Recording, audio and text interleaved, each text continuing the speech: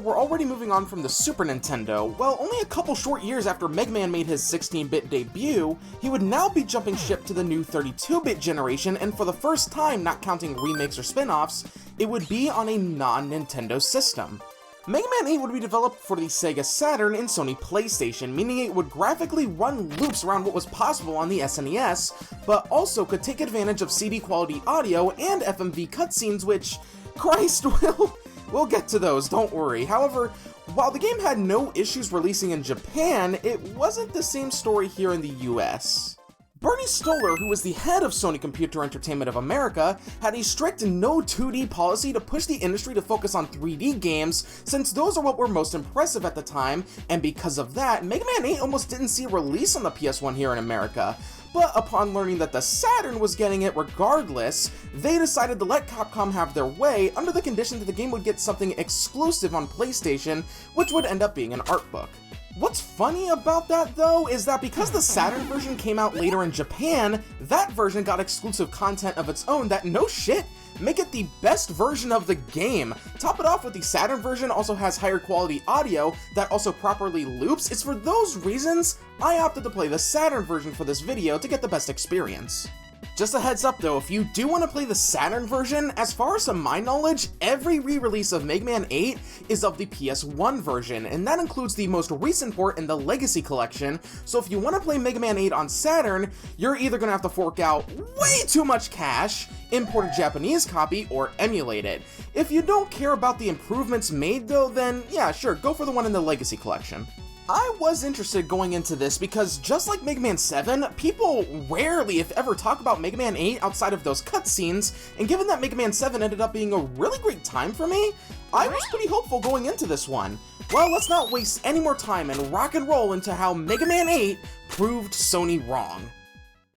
So instantly, Mega Man 8 flexes that it's on a CD now, with an animated cutscene that depicts Mega Man in his past adventures, and I want to say this right off the bat, I desperately want to see the uncompressed animations for these FMVs. Even through the compression, they look so well animated. Also, side note, but in the Japanese version, a J-pop song called Electrical Communication plays here, and you know, I fucking vibe with it. I don't speak a lick of Japanese, but I just think it sounds neat. Getting into the game proper, you might also notice that there isn't a password system anymore. Thanks to the PlayStation 1 having memory cards, as well as the Saturn having both memory cartridges and internal memory, we can actually save our progress without having to deal with whatever the hell this mess of a password screen was in Mega Man 7. You can also remap the buttons to your liking, which is not only pretty progressive for the time, but also great for me because I did not fuck with this game's default control scheme. I don't know if it's the actual layout's fault, or how my emulator had Saturn buttons mapped to my Xbox controller, but I changed it around to have jump on A and shoot on X and B, and I recommend that for you as well. Our story starts off with these two robots fighting each other in front of Saturn, I think. The purple robot flees, with the blue one giving chase, as we then cut to our blue hero's current conflict. Hey, Zach! Why must I fight you? We are not enemies!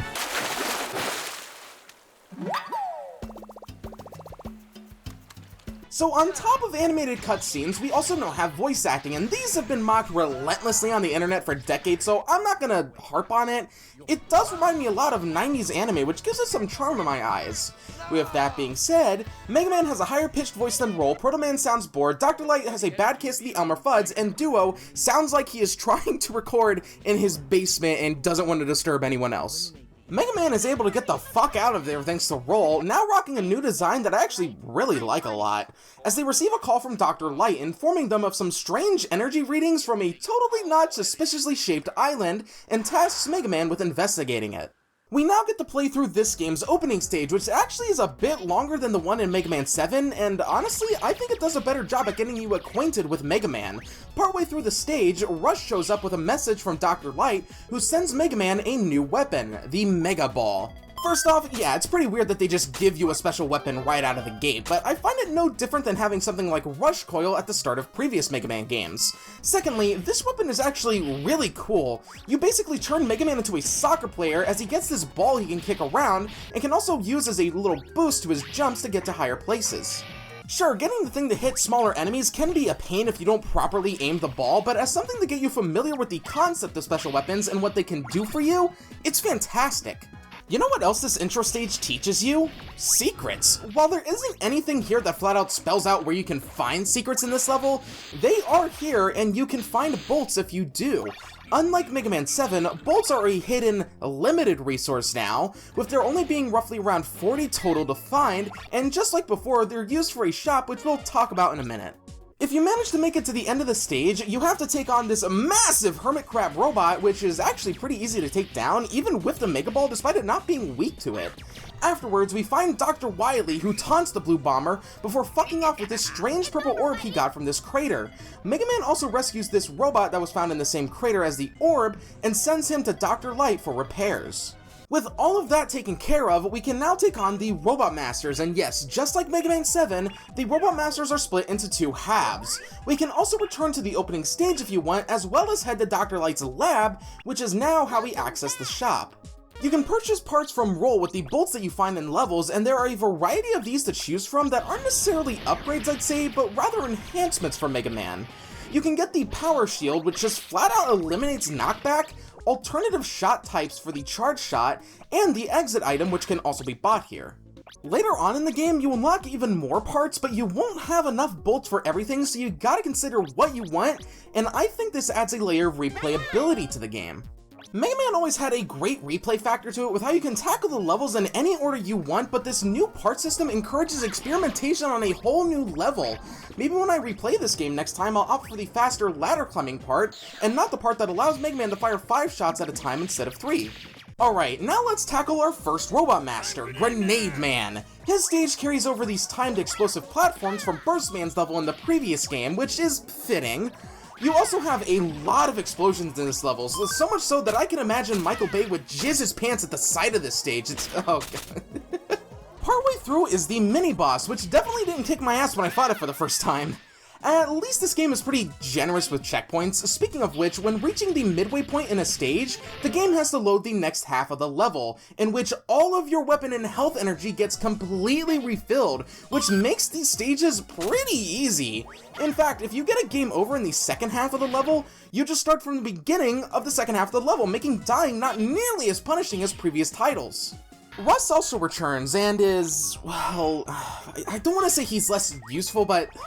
Oh, okay, so for some baffling reason, the Rush adapters are completely gone now. Instead, Rush has 4 abilities that Mega Man can make use of, but I'll tell you right now, I only consider one of these truly useful. The Rush Bike is cool and I can see some speedrun potential with it, but I barely use the thing outside of getting a few bolts because the level design often doesn't allow for it. Rush Bomber allows Rush to fly back and forth and basically carpet bomb enemies. Rush Question allows the doggo to provide Mega Man with a power-up, assuming he doesn't fall asleep. Lastly is Rush Charger, which is similar to Rush Bomber, but he drops health and weapon pickups instead, which is fantastic since E-Tanks are just completely absent in this game. Yeah, so for some odd reason, E-Tanks, which have been in the game since Mega Man 2 and have had several variants throughout the years, are all of a sudden just gone. I don't think it's that troublesome though, for reasons I'll get into later. Grenade Man is actually pretty easy to take down with the Mega Buster once you got his patterns down. He'll jump around the arena dropping these grenades, dash from one side to the other, and fire his signature Flash Bomb, which can deal massive damage if you get hit with it. When his health gets low, he'll destroy the floor to take Mega Man down to this more uneven arena, but with a few more shots, he goes down. For pulling the pin on Grenade Man, we steal his Flash Bomb for ourselves, which is genuinely pretty great. It travels in a straight line, which might not seem like much at first, but the resulting explosion deals repeating damage to enemies, and the hurt box is pretty big, which makes it useful for taking care of annoying enemies or even mini-bosses. Up next is Frostman, who, Jesus! God, they're really flexing the power of 32-bit hardware, huh? The stage starts off like any other, but soon you have to do this snowboarding section, which reminds me a lot of the water bike section in Wave Man stage back in Mega Man 5. It's neat, but I swear it feels like it drops my inputs at times. I don't know if it's the game itself or the emulator, but I'm willing to give the game the benefit of a doubt and say that it was the emulator. I want to comment about the game's visuals now because, as you might be able to tell, they look fantastic. Seriously, kudos to the Mega Man devs for sticking with sprites during an era where 2D was seen as old news, and 3D was the hip, cool new thing to do. As a result, I think this game visually holds up so magnificently well against other games of its time period. I really dislike that this era shunned 2D as much as it did, because games like Mega Man 8 got such a bad rap for just being 2D sprite-based games. Look at Castlevania Symphony of the Night, for example, which was lambasted by critics just because it was a 2D game, but nowadays it's seen as one of the most influential Metroidvanias ever made. Frostman drops in with his best Ed impression. I'll make a popsicle of you. He'll try to do fuck all, because just like Mega Man 7, the Robot Masters get crippled by their weaknesses. Good lord. At least in this game, they do fight back a little more, but still, these are easy if you have the means to take them down quickly. For introducing Frostman to Michael Bay, we get the Ice Wave, which is yet another really great special weapon. It fires a spike of ice directly down that freezes and spikes the floor in front of you, and can even go up walls and will spike the feet of enemies. It's great for certain enemies like Sniper Joe's, as it bypasses their shield, not to mention any low to the ground enemy can be turned into scrap really fast thanks to this weapon. We now must take on Tengu Man. The fuck is a Tengu? Oh, it's a Japanese yokai. Neat.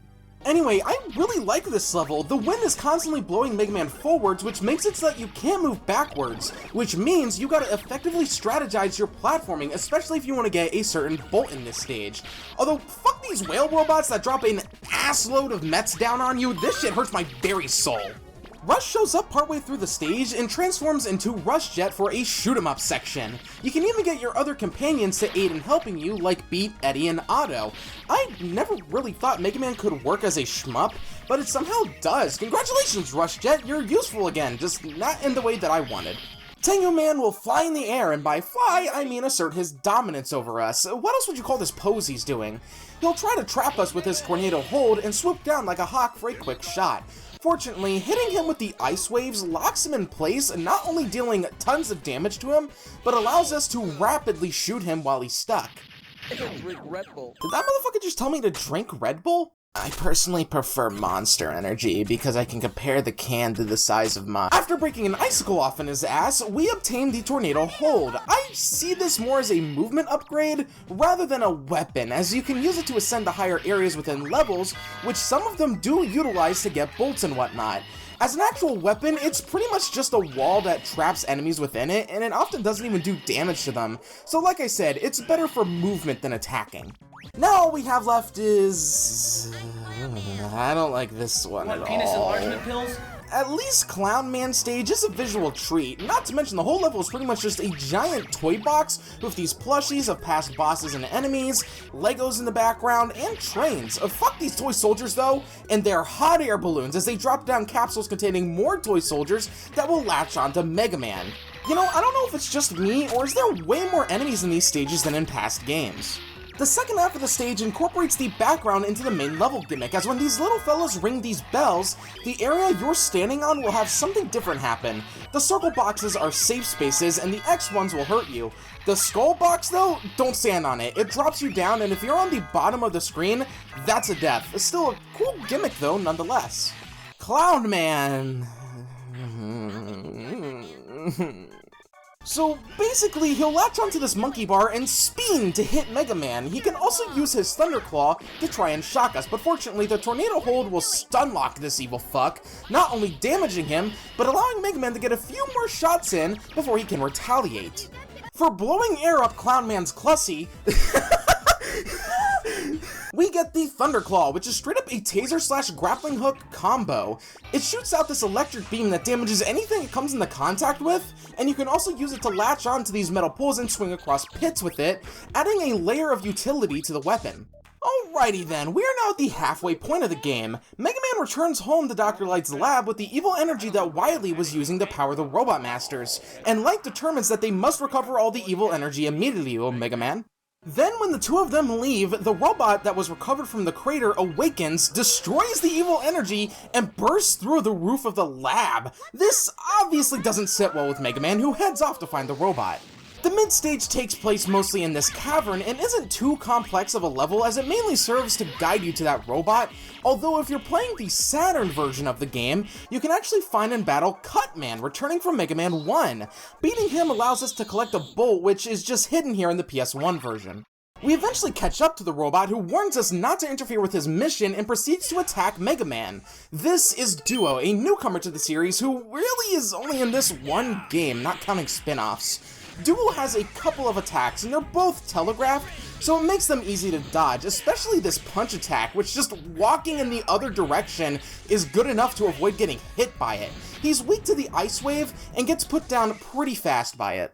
After the fight, Duo senses a strong sense of justice from the Blue Bomber, just as Proto Man shows up to help Mega Man, but Duo busts through a wall with Proto Man wondering if he's somehow connected to Dr. Wily, as Wily's new castle, Wily Tower, is nearby. Mega Man finds Wily's new and improved castle and tries to head for it, only to get manhandled by this massive guard robot, which proceeds to shock the fuck out of him.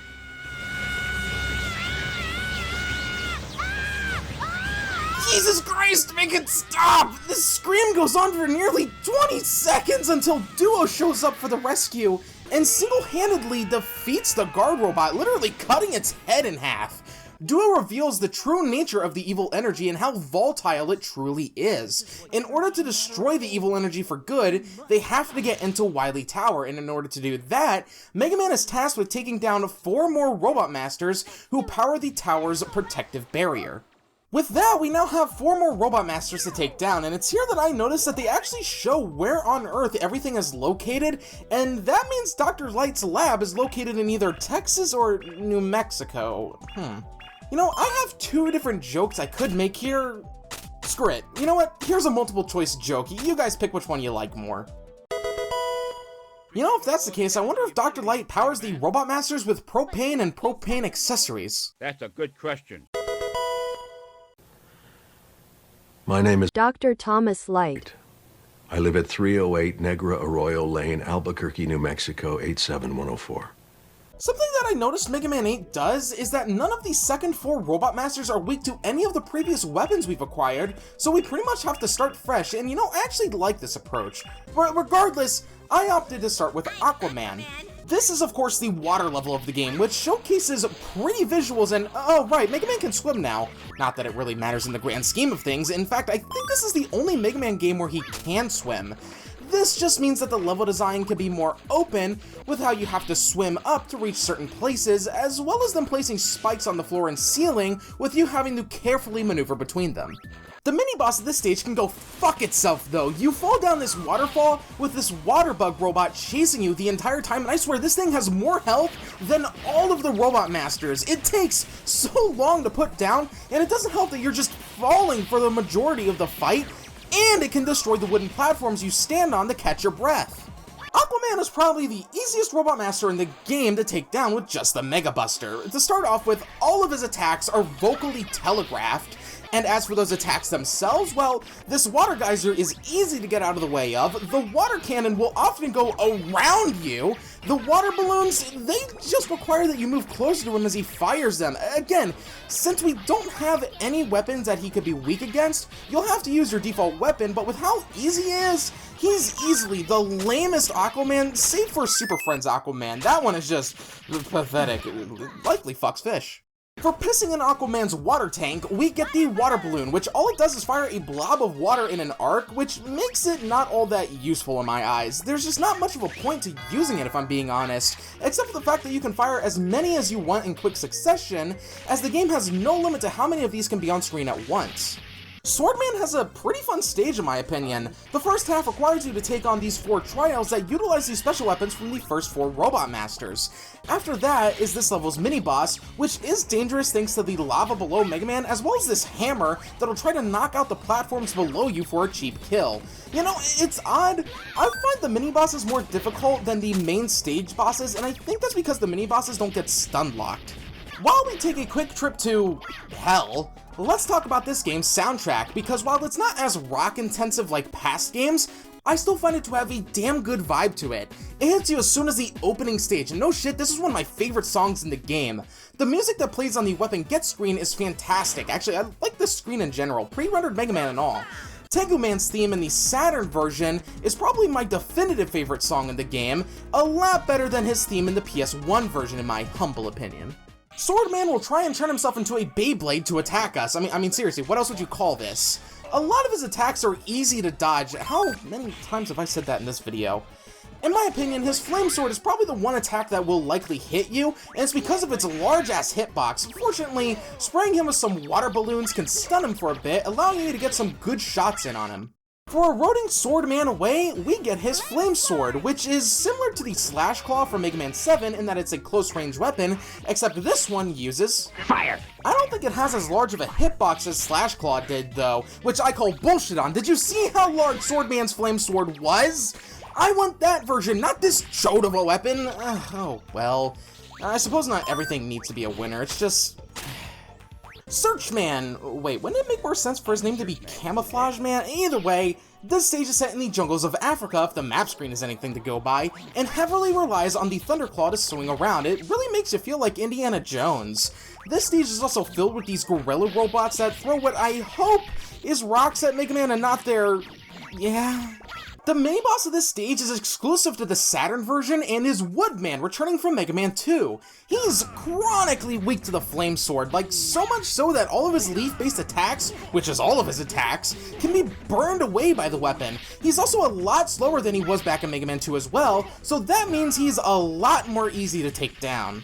Okay, you know what? I might as well talk about this now, but Mega Man 8 is a very easy Mega Man game. It's probably the easiest one so far. Death not being as punishing, the game frequently refilling your health and weapon energy, bosses getting stun locked by their weaknesses. I want to stress though, I don't think that the easy difficulty is a bad thing. I actually had a lot of fun with this game up to this point, save for... There is still challenge here, but a lot of the more difficult aspects of Mega Man have been toned down, which makes this, I would argue, a great jumping on point for people who want to get into Mega Man, but are too intimidated by the difficulty of the NES games or even Mega Man 7.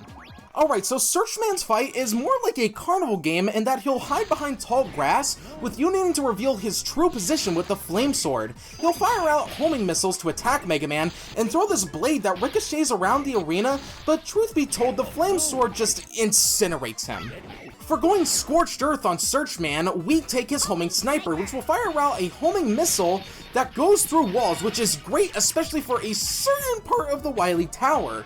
That's all there is to it though, it's just a really good weapon that I got some pretty great use out of. Astro Man is our final challenge, and his stage... I'll be honest, I don't think I can accurately describe what this place is. It certainly feels otherworldly. You basically need to hop along these disappearing platforms, and the timing on these are actually really strict. Like, you need to be on point with these, or else there goes Mega Man into a pit. The interior parts of this level are fun though. They're these mazes where if you manage to figure out how to navigate through them, they can lead you to some bolts as a reward. Eventually, you have to platform up this crumbling tower as well, and sure as shit, they place a bolt right there to tempt you to risk it, which of course I did, and I felt great for pulling it off. Astro Man is pretty much Cloud Man from the previous game in that he's high up in the air, yes, but with a well-placed homing sniper, he goes down, gets back up, gets hit again, goes down, gets back up, gets hit again, goes down, gets back up, gets hit again. At the very least, those two orbs that he has can get the missiles to lock onto them instead, so he has some means of defense, but for the final Robot Master, he's quick to go, sadly. For just absolutely embarrassing Astro Man, we get the Astro Crush, which, plain and simple, is a goddamn screen nuke. Purple meteors will rain down and fuck up everything on screen. It's great for dealing with large groups of enemies, and makes mincemeat of most mini-bosses. With all of the Robot Masters taken care of, and an hour of cleanup collecting as many bolts as I could and paying a quick visit to Roll, we can now take on Dr. Wily's newest castle. Fair warning though, the game doesn't save your progress in the Wily Tower, so you have to do this all in one sitting, something I unfortunately found out the hard way. Wily Tower 1 is for the most part a more difficult version of the snowboarding section from Frostman's level, with more enemies and more precise platforming, and yet again, the drop inputs makes this a bitch. Still not sure if that's the game, by the way, or the emulator. Either way, it was a lot more frustrating than it probably should have been. After that, it's just a short jaunt with a load of enemies and a lot of Thunderclaw swinging before we reach the boss of the stage. Atetamino, this bastard of a boss, this thing requires usage of the Mega Ball to attack it, which means if you ain't any good at aiming that thing, then good fucking luck, because this will take you a while. On top of the actual boss itself, there's also this crate that will drop weapon energy, which is appreciated, but also 2 missile launchers that can also launch out bombs. Later on in the fight too, this massive bomb gets introduced, and if it drops down, it causes this shockwave that you gotta jump over. Either way, with enough patience, this boss will eventually go down, allowing us to move on. Also, similar to Mega Man 1 and Mega Man 7, the Wily Tower isn't a gauntlet, meaning you can visit other levels or the shop in between stages if you want to find more bolts and get another part from Mega Man if you haven't done so already. Wily Tower 2 starts off simple enough, it's just a platforming section with some hard to deal with enemies. But soon Rush shows up for a reprisal of the shoot 'em up section from Tengu Man's stage. Now this is for the most part pretty easy, save for this bit of dickish level design where you gotta quickly maneuver between these platforms, and if you don't, you're fucked because the auto-scroll will squish Mega Man. It doesn't help that these batons will make it even more difficult. This is what I alluded to earlier with the homing sniper, by the way. It makes this part a lot more doable. Soon this massive machine called Bleaking shows up and will launch missiles at Mega Man as well as these pink rock things. It's weak to the Astro Crush, but don't go spam it all at once as it has to expose its internals first. It does this mainly when attacking, so when it goes to attack you, that's your cue to blast this bitch with pink rocks of your own. Wily Tower 3 is a step up in difficulty. It's also the first Wily level to be strictly platforming, and it's tight platforming too thanks to those explosive platforms, especially this section over spikes, which actually was a little thrilling to do if I'm gonna be honest. Not long into the level, we encounter Bass, who uses the evil energy to power himself up, and wait a minute, he can still fuse with treble? What the fuck? Why can he use the super adapter, but I can't? This is bullshit! Dr. Light, I'm filing a complaint with Child Protective Services. This is child abuse! Truth be told, Super Bass isn't that hard. Most of his attacks can be easily dodged, except this one that causes purple energy to rain down. It's pretty difficult to get the timing with. When Bass is defeated, he can't understand why, with the evil energy, he still lost to Mega Man, and all I gotta say, Bass, winners don't do drugs. Stop it. Get some help. The true boss of this level is the fucking Green Devil, which is probably the easiest double fight in the series so far. It might seem obtuse at first as you need to damage the gel layer to expose the core to actually damage the thing. But really, what you need to do is use the flash bomb, which just blows back all the gel, and then keep hitting it with the Thunderclaw. Wily Tower 4 gets straight to the point with the boss rematches, which means it's time to discuss this game's special weapon selection, and it's good overall. I mean, sure, it's not as good as previously. Flame Sword is too small, Tornado Hold isn't really much of a weapon, more a tool for platforming, but Ice Wave, Astro Crush, Homing Sniper, the Thunderclaw are all really great weapons to use that, with all of it said, I would give Mega Man 8 special weapon selection 7 abusive fathers out of 10. Good job, Aquaman, you single-handedly knocked the rating down with Water Balloon, fuck you. Finally, we confront Dr. Wily and his Wily Machine 8, to which Duo shows up and helps save us from its massive cannon. After Proto Man takes Duo to safety, the true final battle begins. Wily will charge up the cannon that's hidden inside the machine's mouth, and while the laser it fires is seemingly impossible to dodge, what you want to do is shoot the cannon while it charges, which causes Wily to stop charging it. It'll also fire out balls of energy and unleash a Beyblade to attack Mega Man. That's the second time I've mentioned Beyblade in this video, huh? Just use the water balloon on its face and the machine will be kaput. However, as a wise man once said, "It's not over yet!" Wily emerges in his Wily Capsule Great, which isn't as hard as Wily Capsule 7. It has some similar attacks though, but the new attacks it has can be avoided once you get them down. It also doesn't have those damned elemental attacks anymore, so you won't get stun locked by the damn thing as easily. With enough blasts from the flash bomb, the capsule cracks and Wily admits defeat. Mega Man wonders why Wily just never learns, and all I have to say is, well, you can't kill him, and you'll only put him in jail once. Soon, though, the evil energy latches onto Mega Man and causes the tower to crumble away, with Wily escaping, leaving Mega Man to die whilst infected. But Duo soon shows up and uses his power to remove the evil energy from Mega Man's body and assures to a nearby Proto Man that he'll be alright.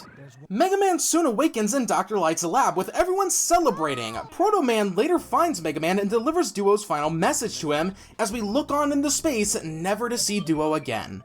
Afterwards, you get this neat little reward for clearing the game, that being this bonus mode, which includes a sound test, artwork, and sneak peeks at the then upcoming Rockman Battle and Chase and Super Adventure Rockman. Outside of that though, we can wrap up our adventure in Huge Boy 8. Once again, I was pleasantly surprised by a Mega Man game that people tend not to talk about that much. Sure, it's not as challenging, but this makes it a great Mega Man game to get people started with this series in my eyes. The special weapon selection is good, the levels are fun, the visuals are gorgeous, and the music is a vibe. God, people need to stop sleeping on the non-NES Mega Man games. They're really good, everyone, just please give them a chance. I do think that Mega Man 7 is the better game, as I find exploring levels to find upgrades a lot more satisfying than looking for bolts. Not to mention the Super Adapter is sorely missed in this game. It doesn't change the fact that Mega Man 8 is a charming Mega Man game that deserves more love than it's received. Seriously, play this and Mega Man 7 if you haven't already, you won't regret it. So now we have to go back a console generation and go from one of the easiest Mega Man games to one of the most difficult, with none other than Rockman and Forte, or as it's commonly known over here, Mega Man and Bass. And I'll just say, I've heard some shit, but that's for future me to find out. Subscribe to the channel if that sounds fun to you, and leave a like and a comment should you choose. And with all of that said, have a great day or night.